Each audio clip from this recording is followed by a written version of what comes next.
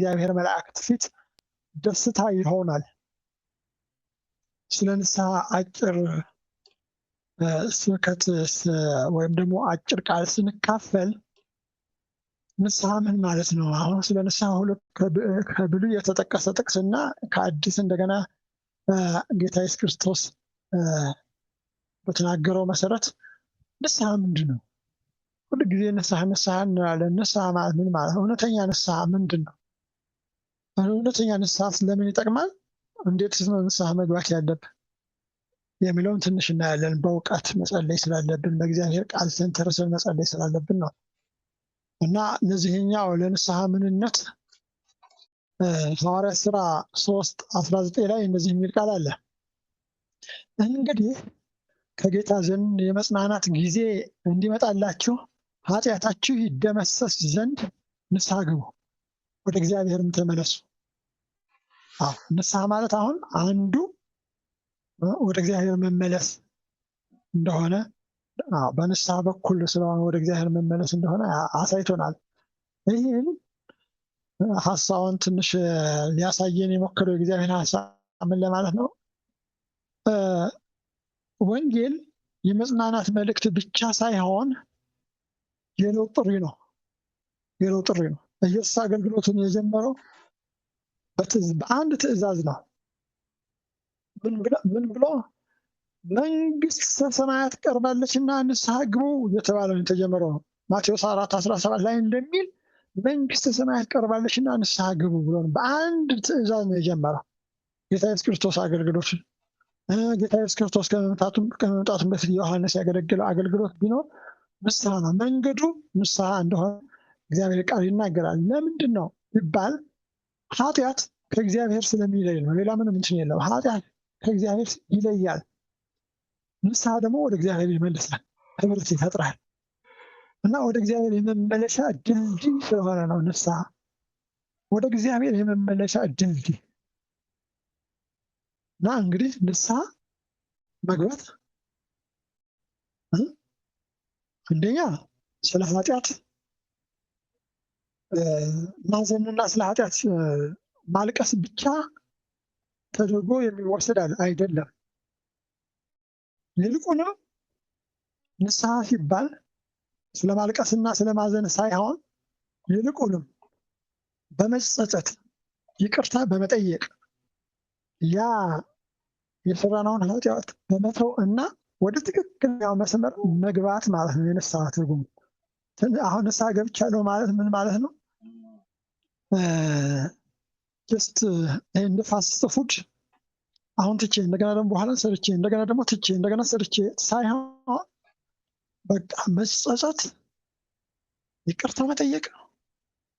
ያንን ይቅርታ ከጠየቁ በኋላ መተውና ወደ እግዚአብሔር መመለስ ወይም ወደ ትክክለኛው መስመር መመለስ መግባት ማለት ነው። ማልቀስ ንስሐ አይደለም። በነገሩ መጸጸት ብቻ ንስሐ አይደለም። ያ ቢሆን ይላል ያነበብኩት መጽሐፍ፣ ያ ቢሆን ይሁዳ በጣም አልቅሷል፣ ግን አልጠቀመውም።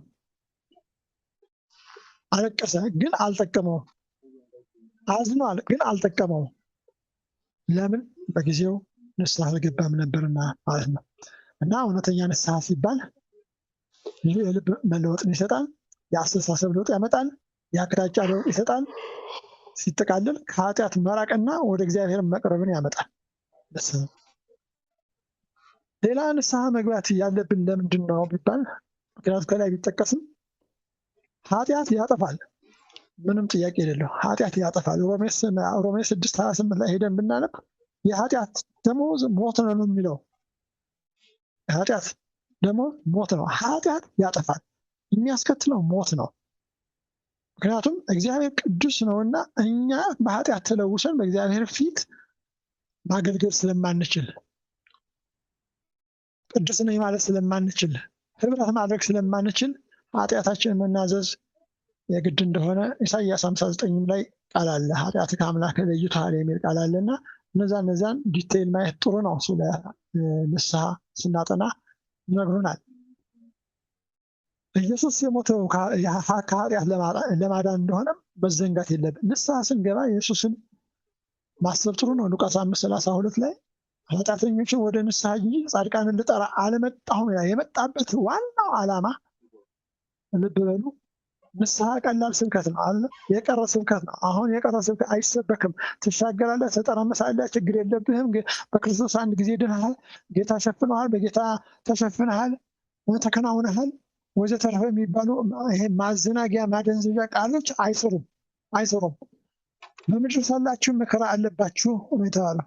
መከራ የሚመጣው በሁለት መንገድ ነው። አንድ ጽድቃችን ለመስራት፣ ሁለት ኃጢአታችን በሚያመጣው መዘዝ መከራ ይመጣል። እንኳንስ ኃጢአት ሰርተን አይደለም፣ ኃጢአት ሳንሰራ እንኳን መከራ አለብን። ስለዚህ ጌታ ኢየሱስ ክርስቶስ ደግሞ ወደዚህ ምድር የመጣው ኃጢአተኞችን ሊጠራ ነው፣ ባለመድኃኒቶች አልመጣሁም ይላል እና የመጣበት ትልቁ ተልእኮ ንስሐ ለማስገባት ኃጢአተኞችን ይቅርታ ለመስጠት ነው። ከላይ እንደተጠቀሰው እንግዲህ ኃጢአታችሁ ይደመሰስ ዘንድ ከጌታም የመጽናናት ጊዜ ይመጣላችሁ ዘንድ ወደ እግዚአብሔር መቅረብ አስፈላጊ እንደሆነ እግዚአብሔር ቃል ይናገራል። ንስሐ ስንገባ ኃጢአት ይሰረይላቸዋል፣ ልቦች ይነጻሉ፣ መንግስተ ሰማይ ደስ ይላቸዋል። በመንግስተ ሰማይ ያሉ መላእክቶች ሁሉ ዜማን ያቀርባሉ ነው። ኃጢአተኛ ንስሐ በገባ ጊዜ፣ በተሰረየለት ጊዜ፣ ያን ጊዜ መላእክቶች ይጨፍራሉ፣ መላእክቶች ያሸመሽማሉ፣ መላእክቶች ይዘምራሉ። የመላእክቶች ድምፅ ከፍ ይላል። የመላእክቶች ማስጨፈሪያ መንገድ ቢኖር፣ መላእክቶችን ደስ የሚያሰኛቸው ነገር ቢኖር፣ በአምላክ ዙሪያ ከሚሉት ቅዱስ ቅዱስ ከሚሉት ተጨማሪ ሌላ የሚያስደስታቸው አንድ ነገር ቢኖር፣ አንድ ኃጢአተኛ ወደ እውነተኛ መንገድ ሲመለስ፣ ስርየት ሲያገኝ ሰማይ ደስ ይለዋል። ስለዚህ ንስሐ መግባት ማለት እግዚአብሔርን ሀሳብ ማነቃነቅ ማለት፣ እግዚአብሔርን ደስ ማሰኘት ማለት ነው። ያዝናል።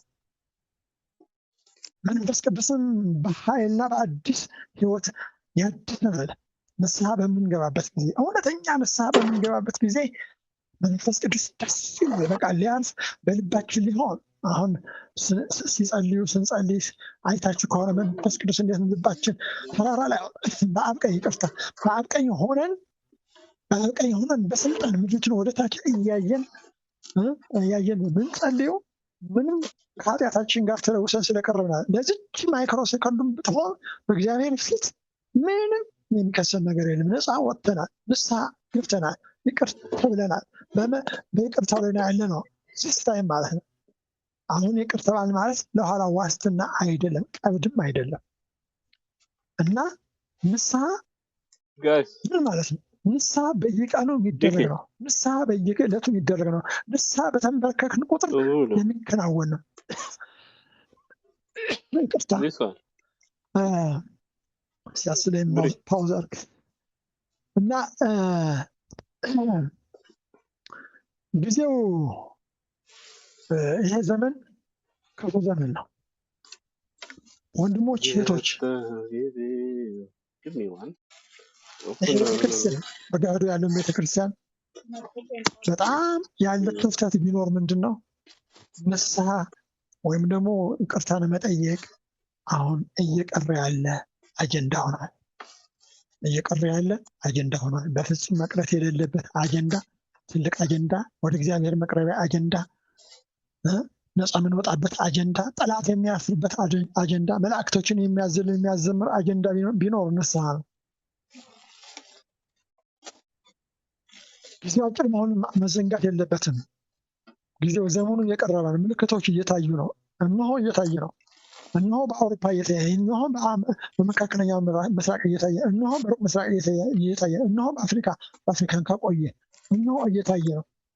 ቀኑ ቀርቧል። ስለዚህ ንስሐ ስንገባ ድምፁን ስንሰማ፣ ቃል ሲነገር፣ ጸሎት የሚለውን እዚህ ላይ ላጠነክር እፈልጋለሁ። ዛሬ ድምፁን ብትሰሙ ልባችሁን እልከኛ አታድርጉ ይላል ዕብራውያን 3:15 ላይ። ያንም ብሎ ማሰብ ጥሩ ነው። እግዚአብሔር በሚናገርበት ጊዜ ለእኔ ብሎ ማሰብ ጥሩ ነው።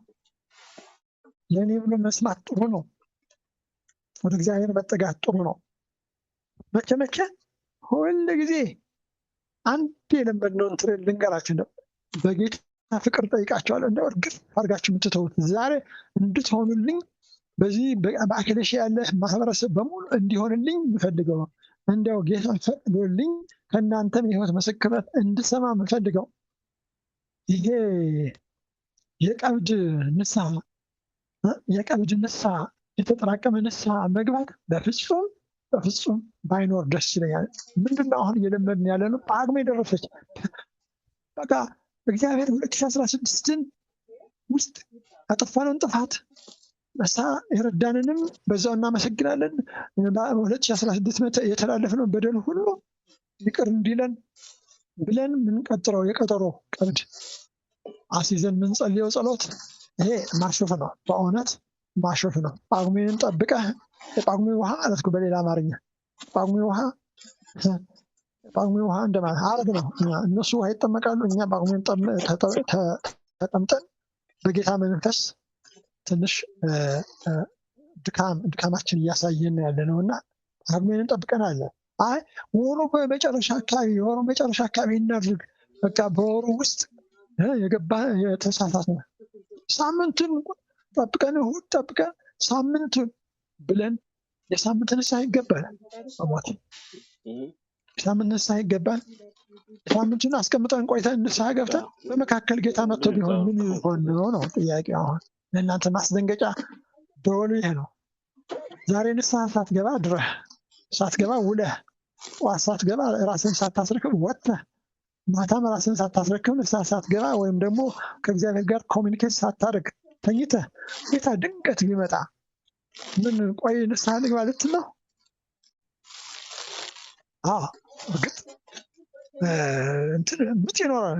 ምንም በጌታ የዳነ የዘላለም ሕይወት ያገኛል። ግን መዳኑ በምጥ ይሆናል እግዚአብሔር ቃል አለ የሚል ቃል አለ።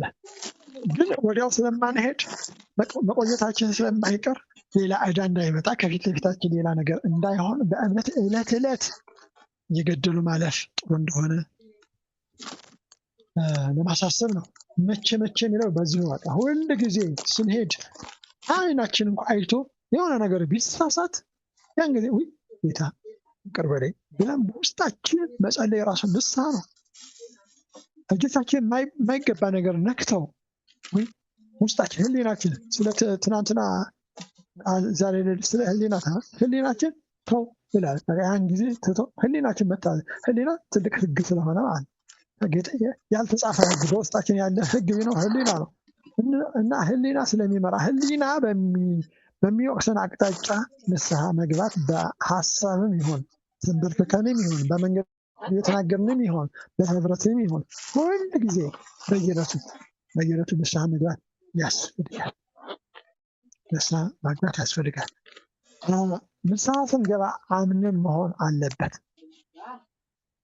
እንዴት ሳናምን ንስሐ አለ ወይ? ለምን ይሄን አለበላቸው እንዳትሉ፣ ምክንያቱም እኔ ምክንያት ስላለኝ ነው። ንስሐ ሳናምን እንደምንጸልይ በህይወት ዘመን ድሮ በወጣትነቴ ስለተለማመድኩ ነው። ግን በኋላ ነው ነገሩ ይገባል። ትናንትና ንስሐ የገባሁትን አጀንዳ ዛሬ ላይ አምጥቼ ንስሐ ገባበታለሁ። ከነገ ወዲያ አምጥቼ ንስሐ ገባበታለሁ። አመት ያችን ነገር ንስሐ እንገባለን። ይህ ማለት ምን ማለት ነው? ወይስ ንስሐ አልገባንም? ወይ የጠየቅነውን አምላክ አላመንም? ወይ እግዚአብሔር ዝም ብሎናል? እዚህ ላይ መጥራት ያስፈልጋል። ጾም ጸሎት ይዞ መለየት ያስፈልጋል። በፍጹም አንድ ጊዜ እግዚአብሔር ይቅር ካለ አላስባችሁም ጌታ ይቅር ሲል በፍጹም ከኛ ያስወግዳል። ታማኝ አምላክ ነው። ልጁ ደም ከኃጢአት ያነጻል። የልጁ የኢየሱስ ክርስቶስ ደም ከኃጢአት ያነጻል ነው። አላስብባችሁም ከላይ ስናነብ አላስብባችሁም። መናዘዝ ደግሞ መተው እግዚአብሔር ባህሪው ነው። ሰው እንኳ በባህሪው ያጠፋ ልጅ ሲመለስ ምን ያህል እንደተደሰተ ያ አባቱን ሀብት ተካፍሎ የሄደው ከእሪያዎች ጋር ሊበላ እየተመኘ የአባቱ ቤት ሲመጣ ትዝ አለው። ህሊናው አባቱን እንዲያስታውስ አለ። ትዝ አለው። ቢሄድ አባቴን በእርግጥ ሀብቱን ወስጃለሁ፣ የሚጠበቅበትን አድርጎልኛል፣ ቢሆንም አይጨክንብኝም። አይጨክንብኝም። እንደው ቢያንስ ከእረኞቹ ወይም ደግሞ ከባለሙያዎቹ አንዱ አድርጎ ያስበኛል። በቃ ለአባቴ ጋር ብመለስ ይሻለኛል። በቃ ከሩቅ አባቱ ተቀበለ። ደስ አለ፣ አቀፈው፣ ሳመው። ሰው ይህን ያህል ከራራ እግዚአብሔር ተጠምቶ የሚመለስ ሰው እንዴት እንደሚያቀፍ አስቡ። ሰው እንዲህ ካቀፈ እግዚአብሔር በንስሐ የሚመለስ ለወደቀ ለሚጸጸት ሰው ምን ያህል ሊያቀፍልን። ያን ጊዜ ትልቅ ወንድም ይቀናል። ነገራችን ላይ የፈለገ ይሁን የፈለገ ይቅና፣ አባት ይቀበልህ እንጂ፣ አባት ይቅር ይበልህ እንጂ፣ አባት በቤቱ ይመዝግብህ እንጂ፣ አባትሽ በቤቱ ይቀበልሽ እንጂ፣ ይቅር ይበልሽ እንጂ። ደሞች ትናንትና እንደዚህ ያድርግሽ ስትነበርሻለ ደግሞ እንደዚህ ከሌ እንዲሳልብ የነበረው ይላል። እኔ እንዲደክሜ ያህል አገልግሎት አገልግዬ በኢየሱስ እግዚአብሔር ቃል ሲሰብክ ከርሜ እኔ እንደዚህ ከርሜ ይላል። እዚያ የነበረ ታላቅ ወንድም ነው።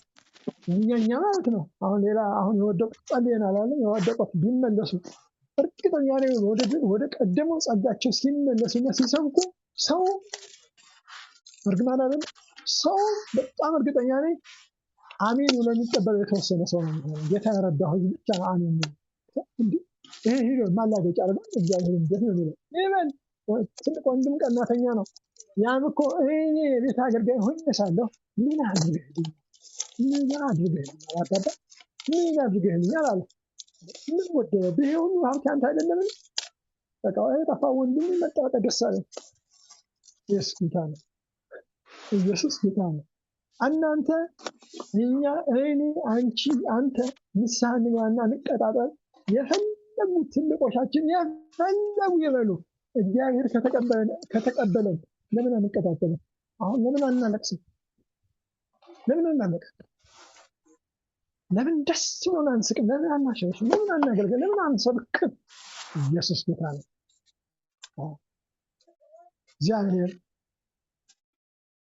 አባት ሆይ ዛሬ በፊትህ መጥቻለሁና ኃጢአቴን እናዘዛለሁ፣ ከክፉ መንገዴን እንድርቅ እርዳኝ፣ ወይም ደግሞ ይቅር በለኝ ብሎ መጸለይ ብልህነት ነው። መመለስ ብልህነት ነው ይላል። መመለስ ብልህነት ነው። ዛሬ እያንዳንዳችን ወደ አፕሊኬሽኑ ስንሄድ እንዴት ነው በእግዚአብሔር ፊት እየኖርን ያለን? እግዚአብሔር እንዴት ነው እየረዳን ያለን? የንስሐ ህይወታችን እንዴት ነው እየተመላለስን ያለን? ኃጢአትን እየተለማመጥን ያለን? ንስሐ ከቤት ወደ ይወጣል ደግሞ ንስሐ ገብተን መልሰን እሱ ኃጢአት እየሰራን ያለን? በቃ ንስሐ ገባለሁ ብለን አውቀን ብንሰራው ኃጢአት ይኖር ይሆን? እግዚአብሔር ከዚህ ደዌ ይፈውሰን። ንስሐ ገባለሁ ብሎ ጉቦ መብላት ይኖር ይሆን? እግዚአብሔር ከዚህ ደዌ ይፈውሰን። ንስሐ ገባለሁ ብሎ ዝሙት መፈጸም ይኖር ይሆን? እግዚአብሔር ከዚህ ይፈውሰን። የእግዚአብሔር ቃል እግዚአብሔር አዋቂ ነው። እንደው ከነካው በኋላ እንዲህ አደርጋለሁ ብንን የእግዚአብሔር ቃል ይዘናል። ከዝሙት ሽሽ ነው ያለ። እንጂ ነክተህ ንስሐ ገባ የሚል የለም። አትበድል፣ ድሃ አደጉን አትበድል፣ ፍትህ አታጓድል። ፍትህ ብታጓድል እንደሚጓደልብህ ተነግሮናል። አለቀ። እግዚአብሔር ቃል